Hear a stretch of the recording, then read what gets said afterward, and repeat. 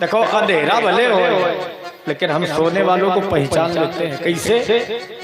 एक बार ट्रेन में सफर कर रहे थे, बूढ़े दादा, हमारे जैसे ये दादा बैठे, इनके जैसे दादा हैं बहुत बूढ़े बूढ़े, और जब उन्हें डिब्बा में बैठे वही डिब्बा में जैसे वो चार बैठे लिंटर पर पीछे, ऐसे चार बढ़िया हट्टे कट्टे नए पट्टे चढ़ियाए डिब्बा में। अब ये लोग तो बड़े कितने दिमाग की हुई सकत है, जो अनुमान नहीं लगा सकत, हम लगा रहे हैं। तब यही तो लिंटर पर बैठे हैं। हाँ हम जाना था। जब ये चारों डिब्बे में चढ़ गए उसी में, तो अब चारों लोग क्या कह रहे हैं, चलो एक जने की चैन खींचो, तो दूसरा कहा पगला होगा, चैन खींचोगे गाड़ी खड़ी हो जाएगी, टीटी आएगा पकड़ लिए जाओगे। अरे बोला तो क्या हुआ? दूसरे ने कहा जुर्माना लगेगा, अब बोले तो क्या हुआ? तीसरे ने कहा जेल हो जाएगी, बोले कुछ नहीं होगा, जुर्माना ही तो होगा, कितना लगता है? बोले सामने लिखा ट्रेन की चैन खींचने पर 1000 रुपया जुर्माना। चारों बोले चलो 250 करो चंदा, लेकिन आज ट्रेन की चैन खींचना है, 250 रुपया चंदा होगा। चारों तो बैठे पीछे 1000 हुई गई, एक की जेब में 1000 शिफ्ट कर दिए गए। बोले देखो जब टीटी आवे तो ये वाले दे दो। अब दादा हमारे बैठे चुपचाप देख रहे हैं। तब तक एक साथी बोला सुनो, एक तरीका है, पैसा भी बच जाएगा और हम लोग पकड़े भी नहीं जाएंगे। बोले क्या करोगे? एक ने कहा चैन हम तुम खींचे, और जब टीटी आवे तो बता दो बुढ़ऊ का कि चैन खींचिन बुढ़ऊ, या तो ये जुर्माना दे नहीं तो जेल। बड़े हे भगवान, कहां से कहां मुसीबत में पड़ गए। एक ने पकड़ के चैन खींची, ट्रेन रुक गई, टीटी महोदय आए, साथ में पुलिस बल भी आ गया। पूछा चैन खींचने वाला कौन है इसमें से?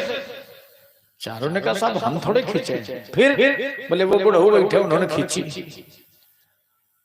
दादा ने सोचा अब तो पड़ गए चक्कर में, इन चार की मानी जाएगी, हमारी कोई मानेगा।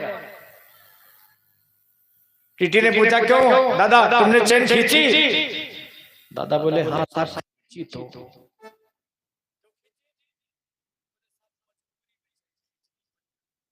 काहे की मजबूरी? बोले साहब हम गरीब आदमी जा रहे थे, हमारी जेब में 1000 रुपए पड़े थे, चारों ने मिलकर हमारे छीन लिए, तो अब बताओ न चैन खींचते तो क्या करते? इन्हें छीने? हाँ साहब ये चारों, और ये जो बीच में बड़ा वाला बैठा इसी की जेब में पड़े 1000 रुपए, न मानो आप तलाशी ले लो। अब पुलिस बल साथ में है, तो उसी की तलाशी ले गई। किस जेब में? बोले साहब ये वाली जेब में है। अब बैठे बैठे देखो तो रहे कौन जेब में धरे गए, वह जेब बुढ़ाई दादा बता दे।